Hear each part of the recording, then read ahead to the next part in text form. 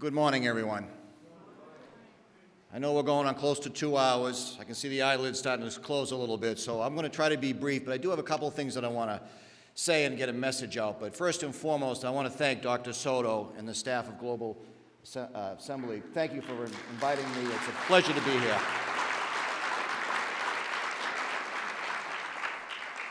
And I know we're here to talk about the Holocaust, and God forbid it ever happens again. The previous speakers were very, very well detailed. They talked about it. I don't want to repeat what they said. I do want to just say one little thing, though. Years ago, I went over to Europe skiing for a vacation with my wife and two other couples. And I'm a little bit of a history buff. We're in Germany. We took a side trip over to see Dachau, one of the concentration camps. I got to tell you, and this isn't just because this audience, I've said this before, it was one of the most moving experiences I've ever had in my life. It was burned in the back of my mind. I will never forget it, and I'm not that generation. But my point being is, we were in a cab, a taxi, going back and forth out of Munich. And we were talking to the taxi driver. He was probably 18, 19 years old. And he said to us, he didn't know where we were, because we had gone to Dachau the day before. He said, "Did you go to Dachau?" And he said it the same way I may say to somebody, "Did you go to Faneuil Hall? Did you go see Fenway Park? Did you go to the Constitution?" And it just struck me that does he realize what occurred in Dachau and Auschwitz and the other concentration camps? And I don't think he did. So the work that's going on here today with the Holocaust remembrances and the other ones around the world, I think they have to continue. And if they don't, we're in trouble. Now I want to switch gears. I've been asked to speak a little bit about preserving safety in a multicultural community. For those of you that don't know Lynn, Lynn is a melting pot. We have 90,000 people, a wide variety of different minority and ethnic backgrounds. Largest population is white, followed by the Hispanic population. Then we have a mixture of a little bit of everything. Some great, great people. But if we don't look at the small things, let me back up a little bit. A lot of good can occur in life and a lot of bad can occur in life, and most of those things start off small. I'm sure Dr. Soto, when in his beginning, started off small with his intentions in his humanitarian work. And it grew. And look where he is now. He's a worldwide renowned figure. So when we see something, even in a city like Lynn, on the world scale, we're just a head of a pin. So if we don't stop discrimination, racism, anything like that on a small scale, it will grow. We all know that. Lynn, we have, as I said before, a large Guatemalan population. Vast majority of these individuals are tremendous, hardworking folks. Many of them are new here in our country, and they work very, very hard to put food on their table, to take care of their families. A couple of years ago, we noticed the problem, and it got to us kind of unofficially, and I'll get to that in a minute. But what was occurring, because of these new immigrants to our country, they might have been illegal. I'm not here to talk about illegal immigration. That's a discussion for another day, and frankly, that wasn't my interest with this, isn't my interest with this conversation.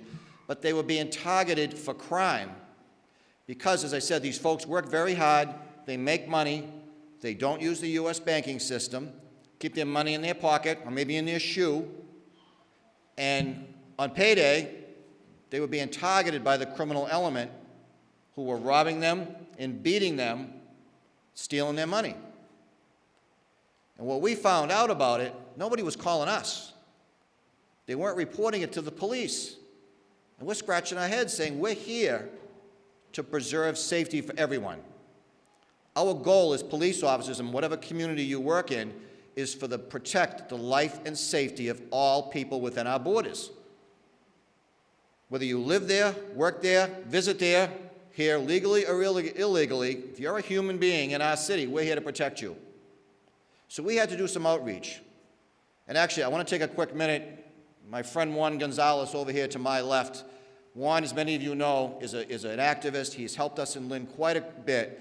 He's been an extreme, wonderful resource for us in these inroads to the minority communities, particularly the Guatemalans. And if you could just 1 second, I don't want to do this too well. Could we just give him a quick round of applause, please?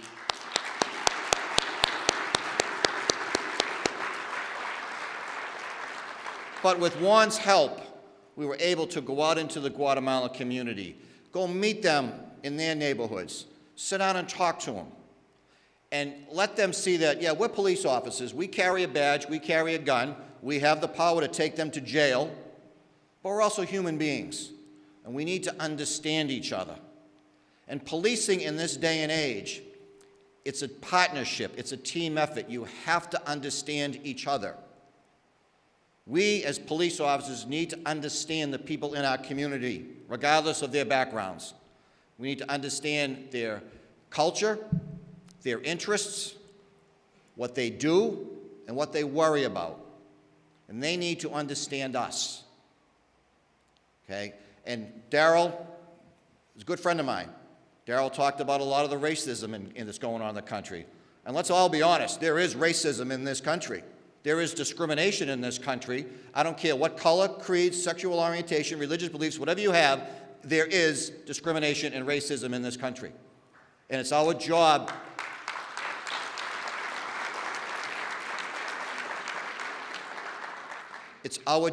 collectively to work to suppress that and clean it up. Going back to the problem with the Guatemalans in Lynn, we did these outreach, and frankly, we went right on the record and said, listen, we're not looking for your green card. We're not going to call ICE. We're not going to throw the handcuffs on you and send you back to wherever you came from. It's not my job, and believe me, I'm not condoning illegal immigration. I don't want to get into that discussion here.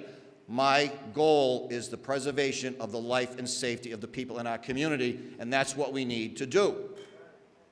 And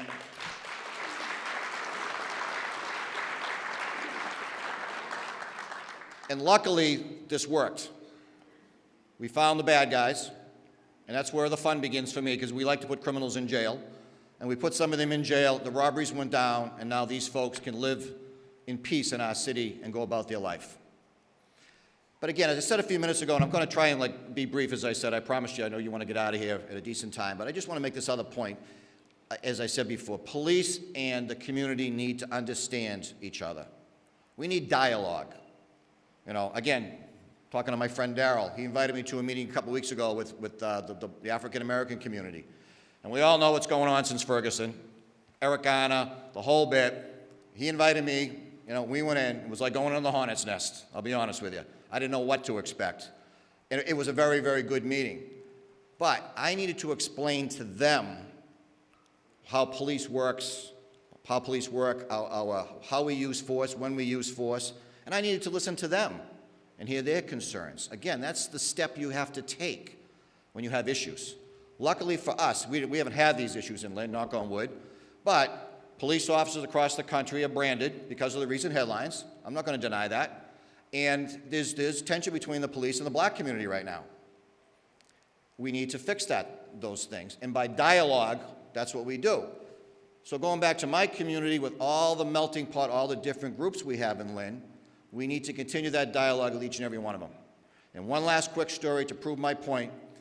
Back when I was a street sergeant, we had a large influx of Southeast Asians coming into our city.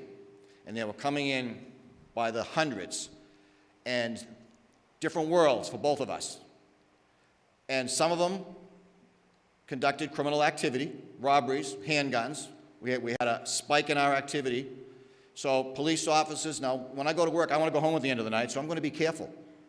So for example, if we did what we call a felony car stop, if we suspect somebody in a car has a weapon and they just committed a crime, I'm not just going to walk up to the window and say, hey, do you think the Patriots going to win Sunday? No, I'm not. I'm going to be careful. I'm going to walk up. I may have my gun in my hand.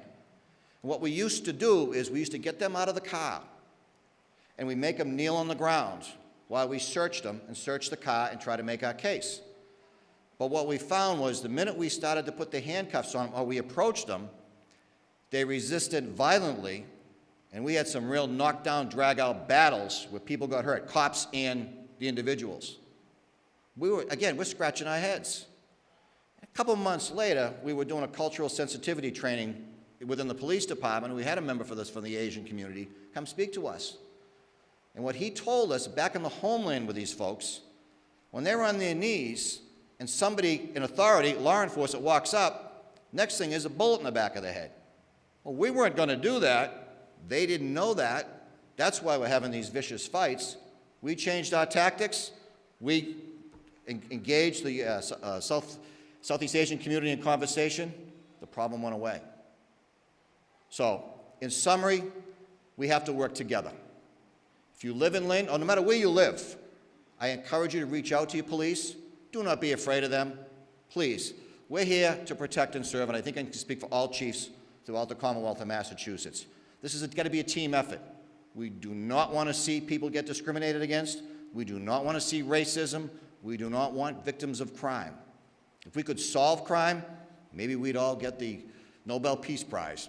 But I don't think that's going to happen. Unfortunately, I think I have job security for the rest of my career anyway. But if we work together, we don't want people hurt.